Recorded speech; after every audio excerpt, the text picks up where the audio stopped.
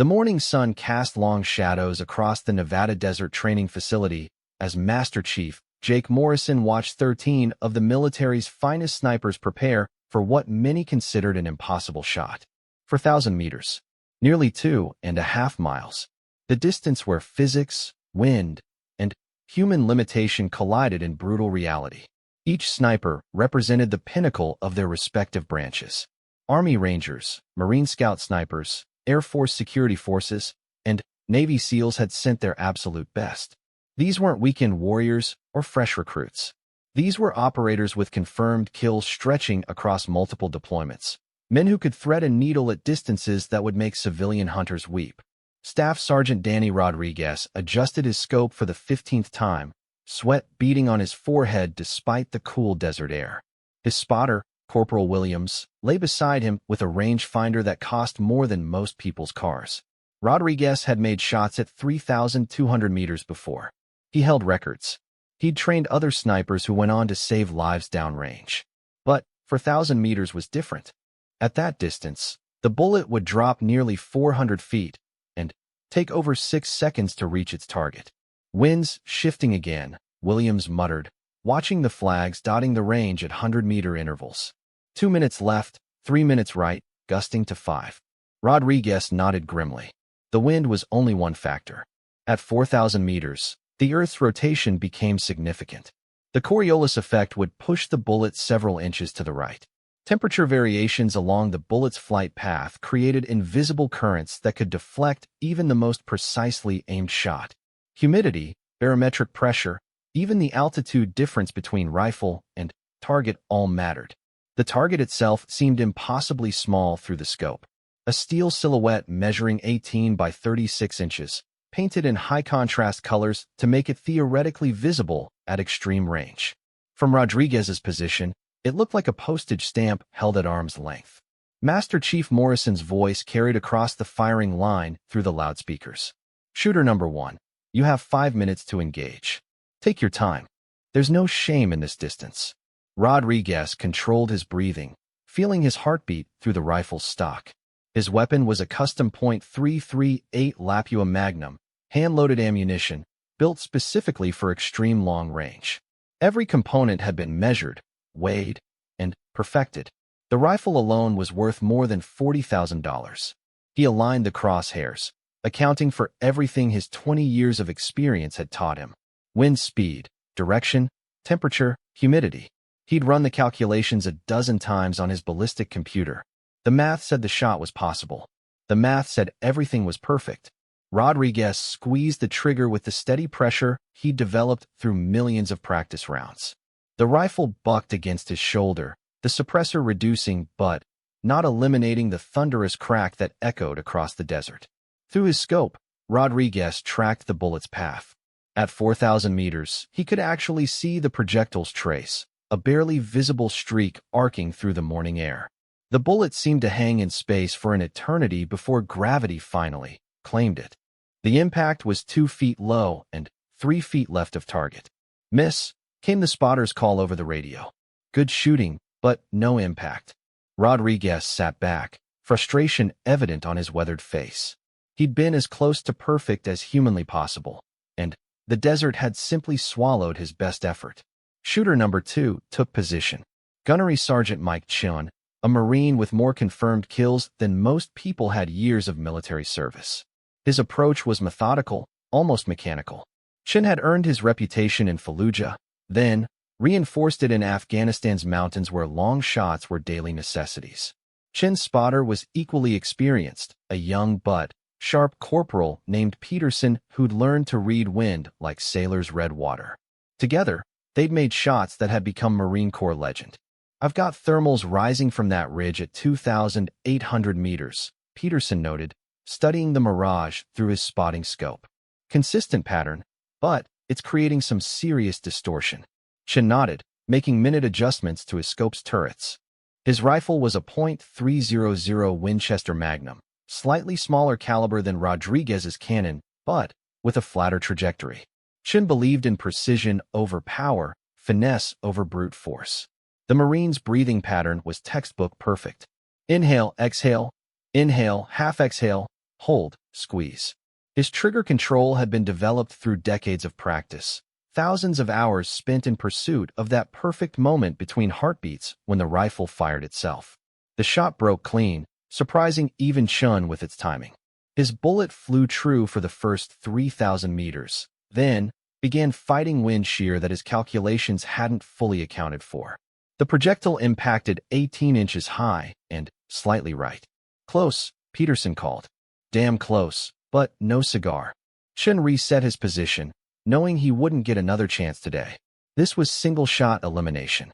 One bullet, one opportunity, one moment to prove that humans could master physics at its most unforgiving distances. Shooter number 3 through 13 followed in succession. Each brought their own style, their own equipment, their own decades of experience. Each failed for different reasons. Wind calls that were perfect in theory but wrong in practice. Equipment that performed flawlessly at shorter ranges but showed its limitations at the extreme distance. Human factors that couldn't be calculated or compensated for.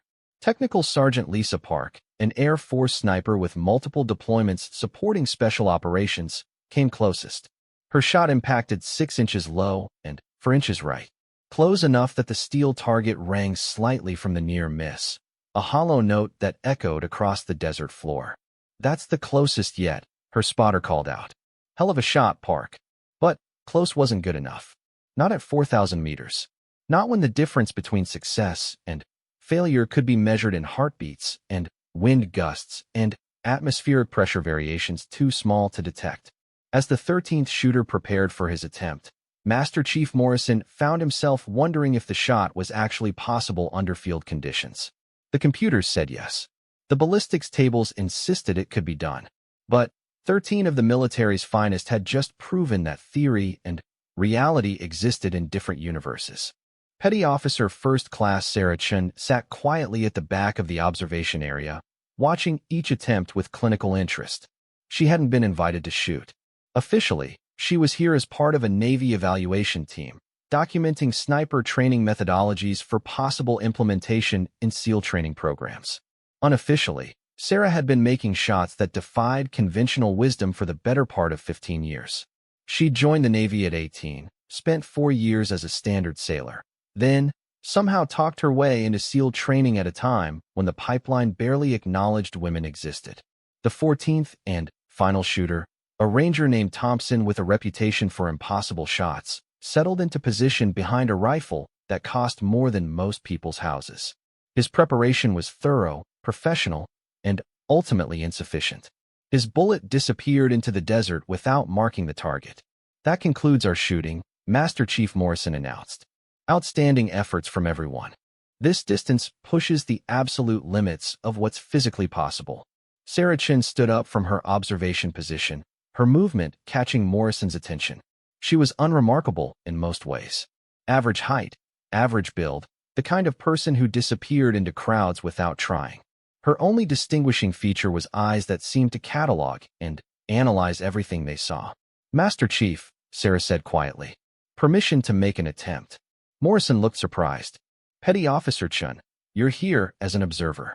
We didn't bring additional ammunition for extra shooters. Sarah reached into her gear bag and withdrew a single .338 Lapua round. Hand-loaded, precisely measured, the brass polished to mirror brightness. I brought my own. The shooting line fell silent. 13 of the military's premier snipers had just failed at 4,000 meters, and now a relatively unknown sailor was asking for a chance. There should have been objections, questions about qualifications, demands to see credentials.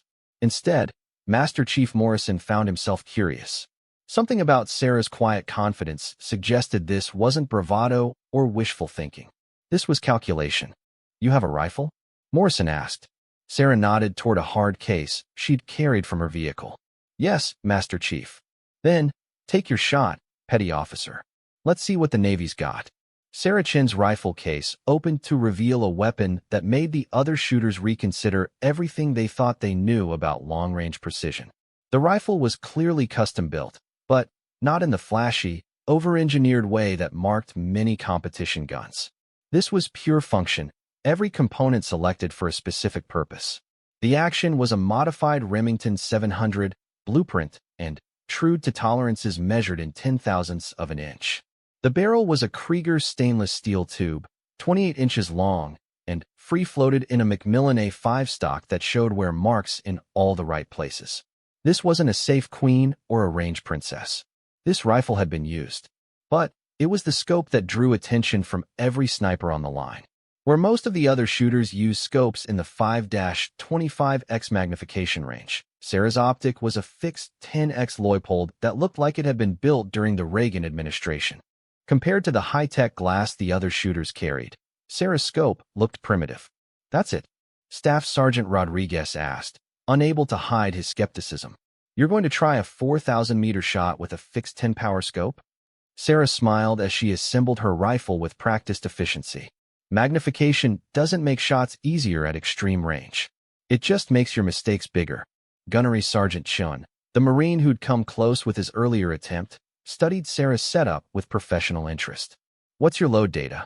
220 grain Berger VLD, 92.5 grains of H1000, Federal 215M primers, Sarah replied without hesitation. 2,950 feet per second muzzle velocity, tested at sea level and 72 degrees. The load data was conservative by modern standards. Most of the other shooters were pushing bullets faster, trying to flatten trajectory and reduce wind drift through sheer velocity. Sarah's approach was the opposite, prioritizing consistency over speed. Master Chief Morrison checked his watch. "Petty Officer Chun, you'll be shooting in changing conditions. Winds picked up since the last shooter, and we've got thermal activity building along the flight path." Sarah nodded, pulling a small notebook from her pocket.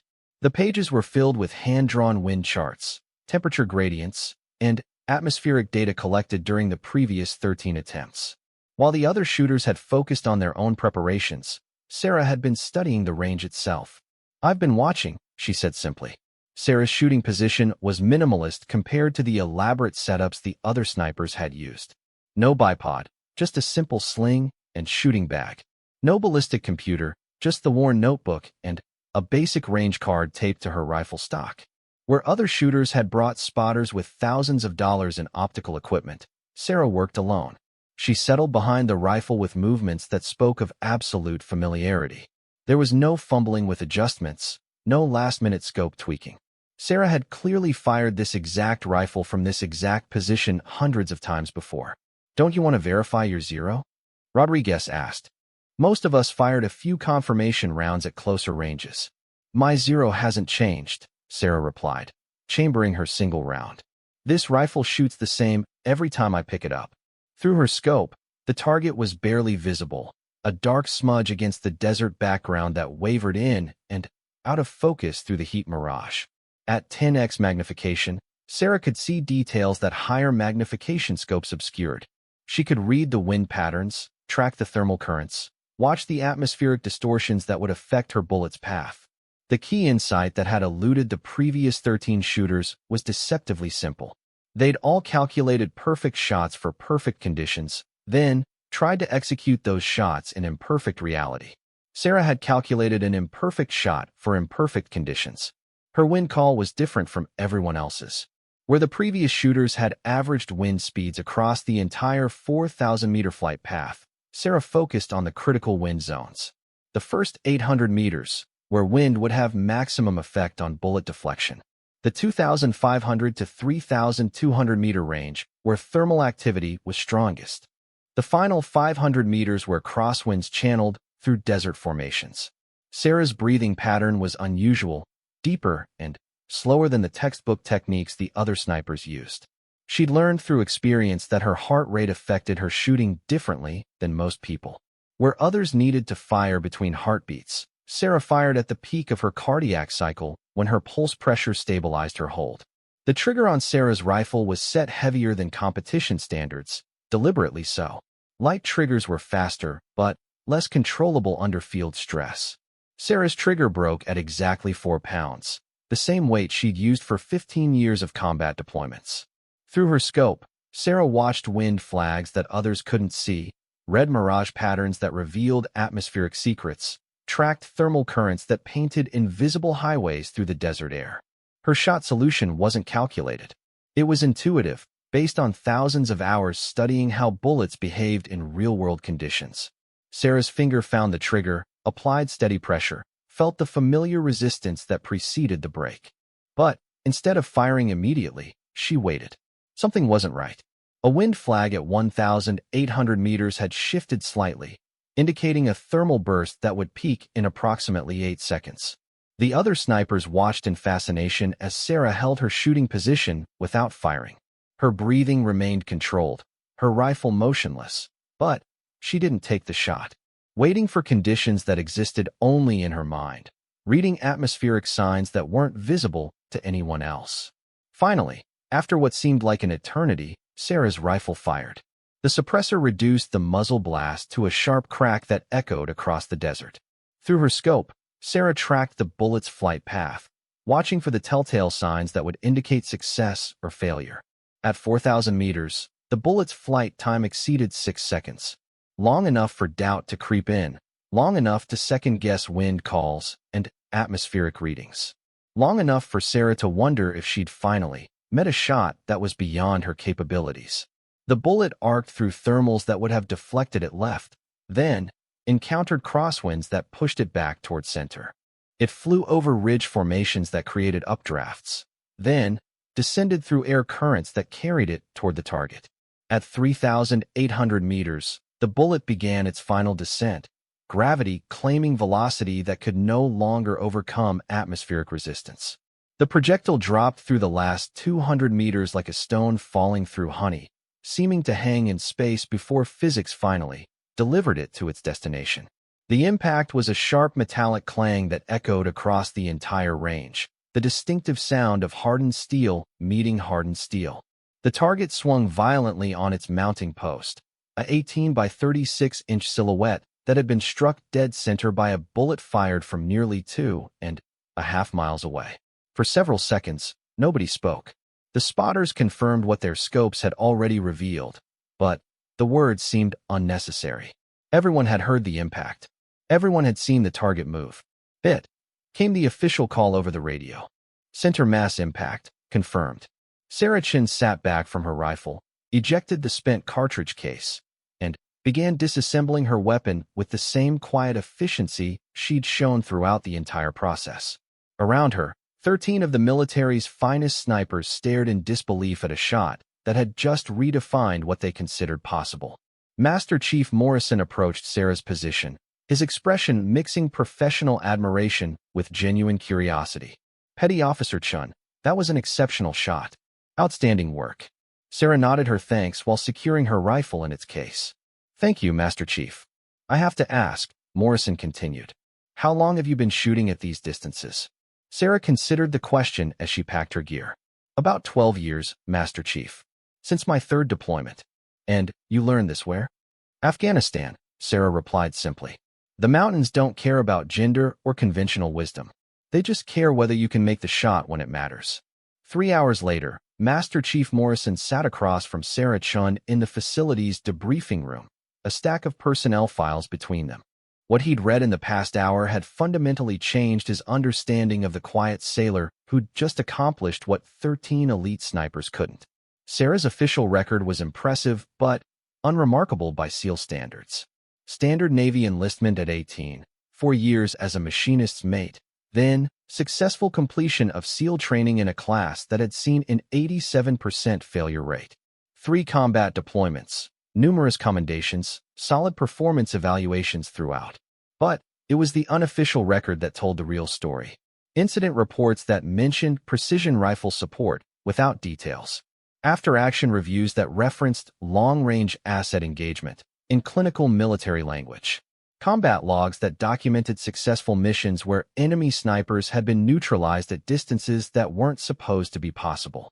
Your deployment records are interesting reading, Morrison said, closing the thickest file.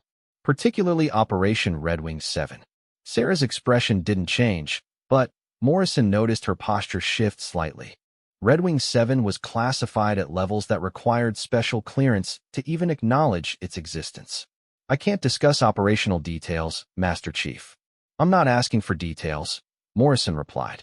I'm asking how a relatively junior petty officer ended up providing overwatch for a Delta Force operation in the Hindu Kush Mountains.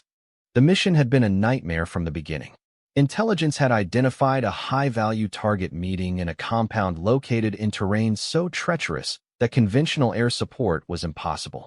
The operation required surgical precision, complete stealth, and split-second timing across multiple time zones of approach. Sarah had been attached to the mission almost as an afterthought, one of several Navy assets supporting what was primarily an Army operation. Her official role was communications support. Her actual role became clear when the operation commander realized they needed overwatch capability that exceeded anything their current team could provide. The target compound sat in a valley surrounded by peaks that rose over 12,000 feet above sea level. Conventional sniper positions would have required the team to approach within 800 meters of enemy forces, close enough to be detected and engaged. The terrain offered one position that provided clear sight lines to the compound while maintaining standoff distance, but it was located nearly 2,200 meters from the target. Most snipers would have considered the shot impossible under field conditions. High altitude, extreme cold, swirling mountain winds, and stress that accompanied knowing failure meant friendly forces would die. The mathematical probability of success was so low that mission planners had written off precision rifle support entirely. The operations commander wasn't happy about using an unknown asset for critical shots. Morrison continued, reading from classified summaries he'd been cleared to discuss. Lieutenant Colonel Davidson apparently preferred working with known quantities. Sarah smiled slightly at the memory. Davidson had been everything she'd expected from a Delta Force officer. Professional, demanding, absolutely uncompromising about standards and capabilities. He'd also been completely convinced that a Navy petty officer had no business providing sniper support for elite Army operations. The first test had been simple enough. Davidson wanted Sarah to demonstrate her capabilities before the mission commenced. He'd set up targets at 800, 1,200, and 1,600 meters, distances that would prove her competence at conventional sniper ranges. Sarah had fired 3 shots, 3 impacts, dead center on each target, groupings that could have been covered by a playing card. Impressive shooting by any standard, but not necessarily exceptional for someone claiming extreme long-range capabilities. Davidson wasn't convinced, Morrison noted. According to his report, he considered your performance adequate, but unremarkable. The second test had been Davidson's idea. He'd identified a rock formation at exactly 2,180 meters from their position, close enough to the actual operational distance to provide meaningful verification. The target was a boulder roughly the size of a human torso, clearly visible through optical devices, but challenging even for experienced long-range shooters. Sarah had studied the shot for 15 minutes, using the same methodical approach she'd demonstrated earlier at the Nevada facility. Wind readings, atmospheric calculations, temperature gradients that affected bullet performance at altitude. Davidson and his team had watched with professional skepticism as Sarah made her preparations. The shot had been perfect. Not close, not adequate, but absolutely perfect. The bullet had impacted within inches of where Sarah had aimed, striking the boulder with sufficient force to send chips of granite cascading down the mountainside. That's when Davidson's attitude changed. Morrison continued. His report specifically mentions requesting you for overwatch on future operations. The actual mission had unfolded exactly as planned until the moment it didn't. The insertion team had approached the compound without detection, positioned themselves for assault, then discovered their intelligence was wrong. Instead of the expected 6 to 8 enemy fighters, the compound held nearly 30 armed men with automatic weapons and prepared fighting positions. Conventional assault would have been suicide. The terrain funneled any approach through kill zones that were clearly prepared and well covered. Air support was impossible due to weather conditions that had deteriorated throughout the day. The mission seemed destined for catastrophic failure until Sarah's voice came across the radio. Overwatch has multiple targets in view, ready to provide support on command. From her position 2,200 meters away, Sarah could see what the assault team couldn't. Enemy fighters moving between buildings, positioning crew-served weapons, preparing defensive positions that would devastate any direct assault. Through her scope, She could identify priority targets whose elimination would collapse the enemy's defensive plan. The engagement lasted 17 minutes, Morrison said, reading from after-action reports. 12 confirmed enemy kills at distances ranging from 2,180 to 2,340 meters. 0 friendly casualties. Sarah's shooting that day had been clinical in its precision. Each shot had eliminated a specific threat, removed a particular weapon system, or disrupted enemy movement in ways that allowed friendly forces to advance. She'd fired 16 rounds and achieved 12 kills, with the remaining 4 shots being deliberate suppression that forced enemy fighters into positions where assault teams could engage them directly. The longest shot had been 2,340 meters against an enemy sniper who'd been engaging friendly forces from a concealed position. Sarah had identified the threat, calculated the shot solution, and fired through a gap in rock formations that provided only seconds of target visibility. The enemy sniper had been eliminated with a single round that struck center mass. Davidson's recommendation letter is worth reading, Morrison continued. He specifically requested that you be assigned to any future operations requiring precision rifle support. He also recommended you for immediate promotion and specialized training opportunities. But Sarah had declined the recommendations. No promotion requests, no transfers to specialized units, no publicity that would have accompanied recognition for exceptional performance. She'd returned to her standard SEAL team assignment and continued operating as though nothing had happened. Why did you turn down the opportunities? Morrison asked directly. Most people would have used that kind of endorsement to advance their careers. Sarah finished packing her gear before answering. I didn't join the Navy to become famous, Master Chief. I joined to serve. Publicity doesn't help anyone accomplish missions. Morrison nodded, understanding the mentality that separated true professionals from glory seekers. But he was also beginning to understand that Sarah represented capabilities that the military couldn't afford to waste on standard assignments. Petty Officer Chun, I'm going to make some recommendations of my own. There are programs that could use someone with your skills. Special mission units that need precision capabilities beyond conventional standards. Sarah shouldered her rifle case, the same worn bag that had traveled with her through multiple deployments and countless training exercises. I appreciate that, Master Chief, but I'm happy where I am. My team depends on me, and I depend on them. Your team doesn't know what you're capable of, do they? Sarah paused at the door, considering the question. They know I can make the shots that matter. That's all they need to know. As Sarah left the debriefing room, Morrison found himself wondering how many other extraordinary capabilities were hidden throughout the military's ranks. How many quiet professionals were accomplishing impossible things without recognition or reward, driven by service rather than advancement. The 4,000-meter shot had been impressive, but the real story was the person who'd made it. Sarah Chun represented something the military claimed to value but rarely recognized. Competence without ego, capability without drama, excellence that didn't require external validation. Morrison reached for his secure phone, already composing the report that would reach several very interested parties. Sarah might not want recognition, but the military had uses for people who could accomplish the impossible without requiring management or motivation. Whether Sarah realized it or not, her quiet demonstration had just changed her career trajectory in ways that couldn't be undone. 6 weeks after the Nevada demonstration, Sarah Chun found herself in a conference room at Naval Special Warfare Command, surrounded by officers whose names didn't appear on standard organizational charts. The meeting had been described as a career development discussion, but Sarah recognized a recruitment briefing when she saw one. Captain James Walsh, the senior officer present, had the weathered appearance of someone who'd spent decades in special operations. His uniform bore minimal decoration, but Sarah noted the trident pin that marked him as a SEAL, along with ribbons that told stories of combat in places most people couldn't find on maps. Petty Officer Chun, Walsh began.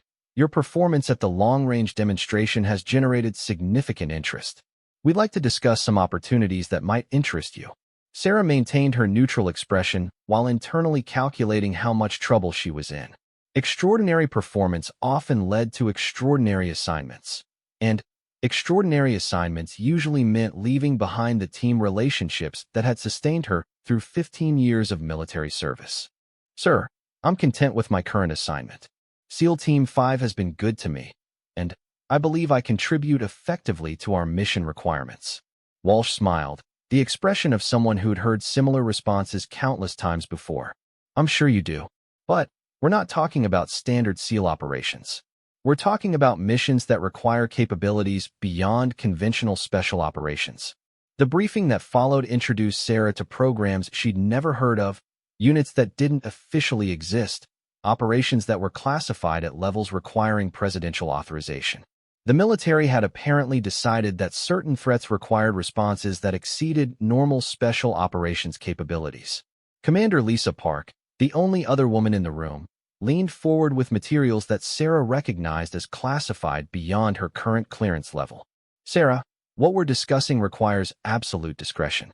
Nothing we say here can be shared with anyone, including your current team members.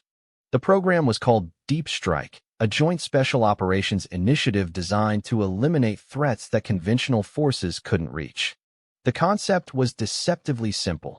Identify targets that pose strategic threats, but existed beyond the range of normal military capabilities. Then, eliminate those targets using precision assets that could operate at distances previously considered impossible.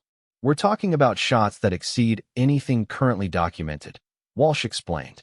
Targets at 3,000 to 5,000 meters, often in terrain that prevents conventional approach. Conditions that would challenge the best equipment and most experienced operators. Sarah listened with professional interest while privately acknowledging that the missions sounded like everything she'd been training for without realizing it. The extreme long-range shooting that had begun as personal challenge had apparently evolved into capabilities the military desperately needed. The program requires operators who can work independently, often without immediate support or extraction options, Commander Park continued. Missions might require weeks of infiltration, days of observation, and single shots that determine success or failure for entire operations. The target profiles they described were sobering. High-value individuals who surrounded themselves with security that prevented conventional assault. Weapons systems that threatened friendly forces, but were positioned beyond the range of normal counter-sniper operations. Infrastructure targets that required precision destruction without collateral damage that broader military strikes would cause. Why me? Sarah asked directly. There are other snipers with comparable capabilities. Walsh exchanged glances with the other officers before responding. There really aren't, Petty Officer Chun. Your Nevada demonstration exceeded the capabilities of 13 operators who represent the absolute pinnacle of conventional sniper training. Your combat record shows consistent success at ranges that most snipers consider theoretical, but there was more to the selection than pure shooting ability. The psychological profile they developed suggested that Sarah possessed the temperament for operations that would require weeks of solitary preparation, followed by single moments where failure meant mission collapse and potential strategic consequences. Deep strike operators work alone, Park explained. No spotter, no backup, no immediate support if things go wrong. The selection process eliminates candidates who need external validation or constant communication.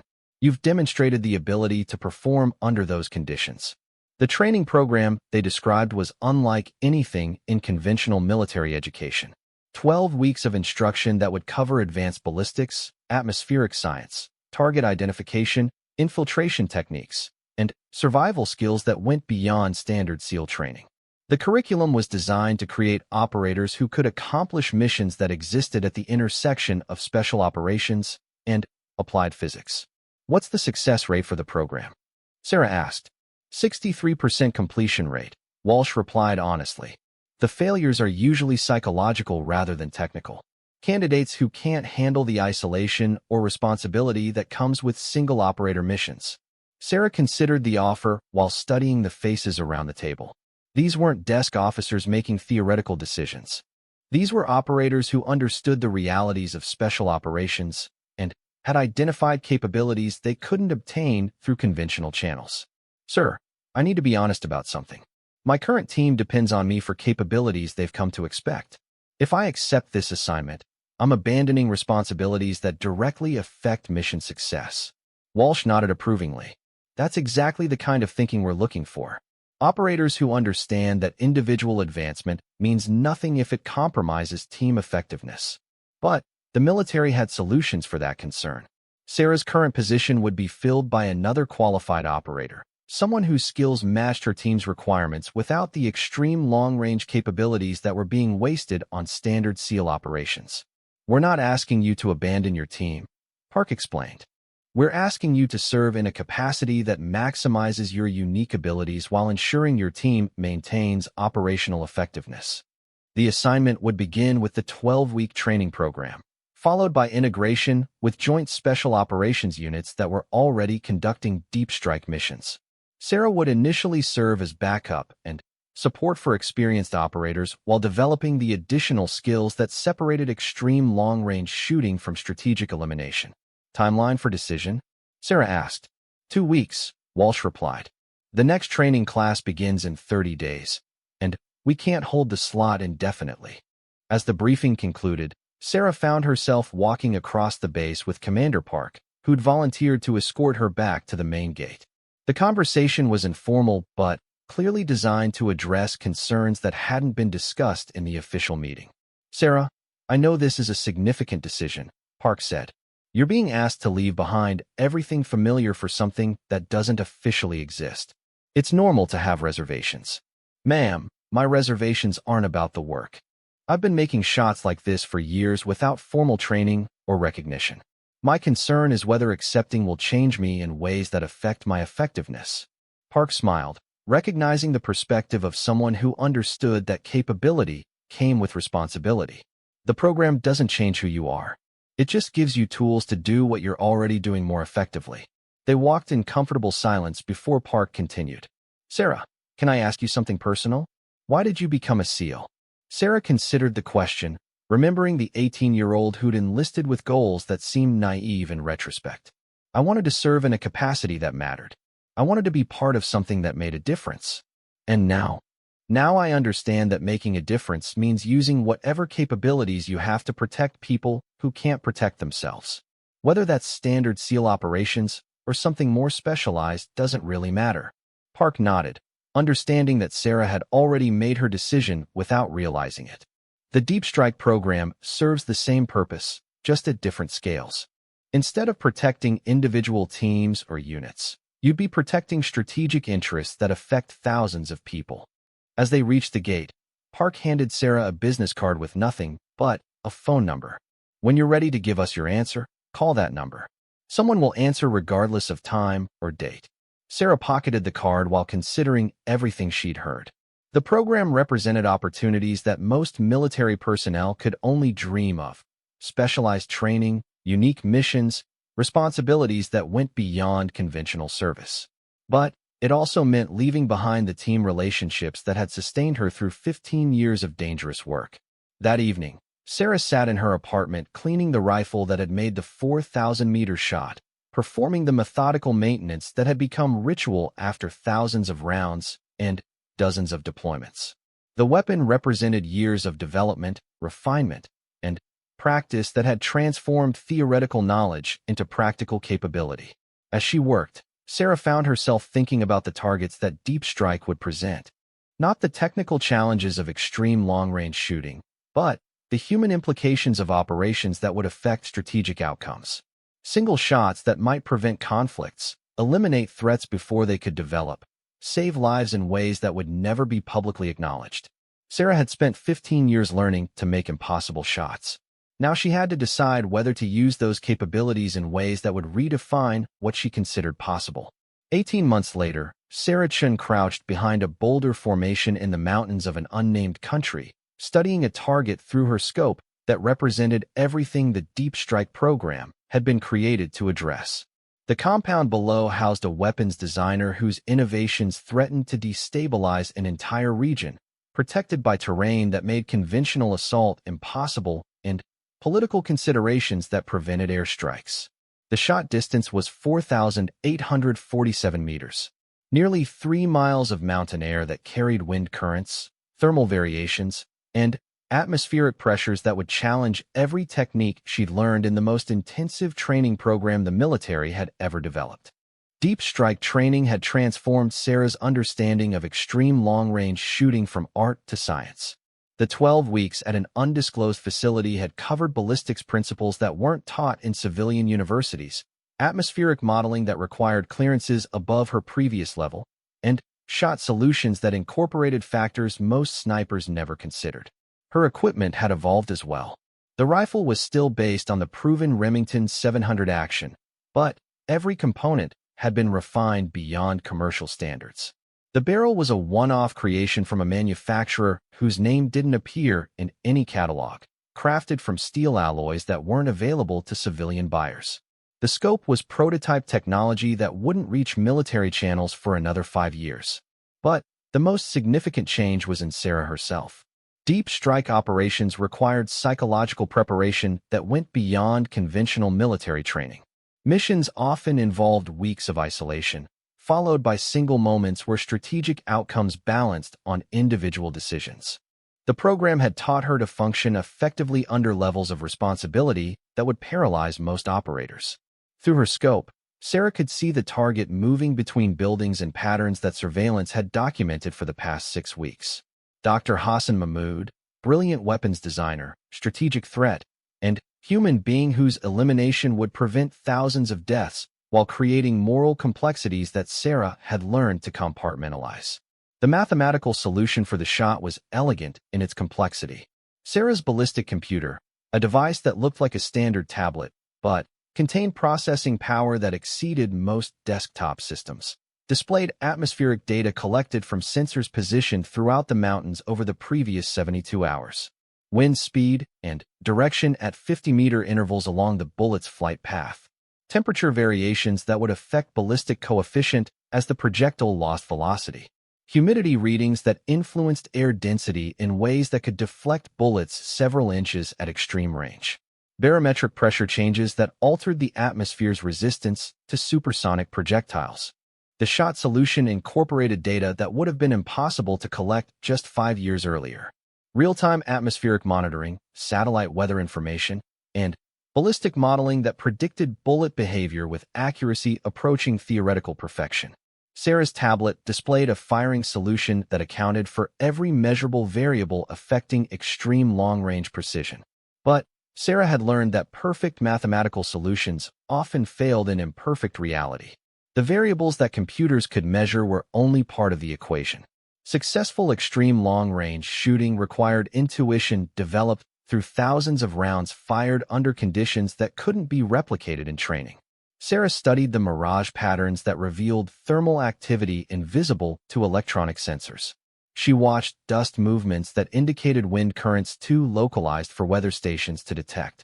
She observed atmospheric distortions that told stories about air density variations that would affect her bullet's path in ways that couldn't be calculated.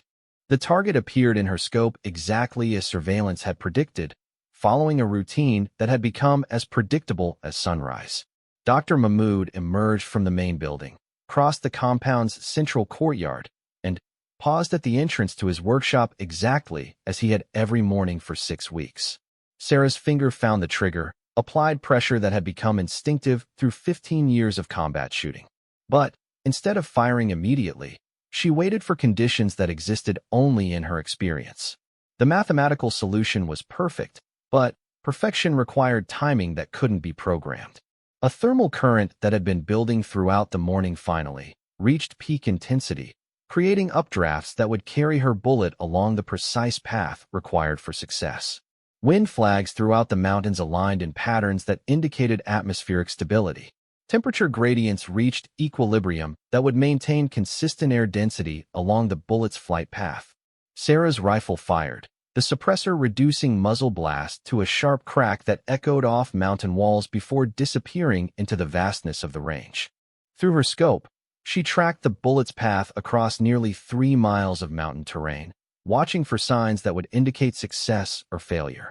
At extreme range, bullet flight time exceeded 8 seconds. Long enough for atmospheric conditions to change, long enough for targets to move, long enough for doubt to destroy confidence in even the most carefully calculated solutions.